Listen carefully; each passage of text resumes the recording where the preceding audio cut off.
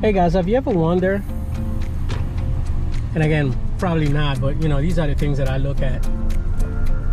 Why do people water their lawns this time of the morning?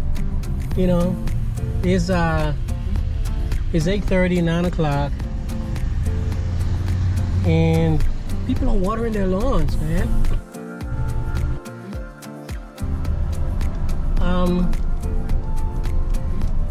Again, water your lawn about 4:30, 5 o'clock in the morning.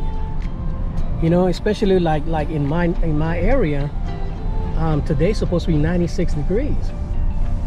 But then you see, everybody irrigation just shut off. This man over there working on his irrigation.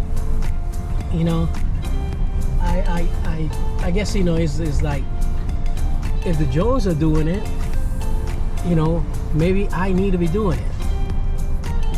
You know, maybe that's what it is. Probably. Good morning. You know, I don't get it. You see, everybody's lawn is just finished being watered, or they're in the process of watering it. Yeah, oh well, you know. But for you guys that are listening, we water, my suggestion is water about 4:30, even 5 o'clock.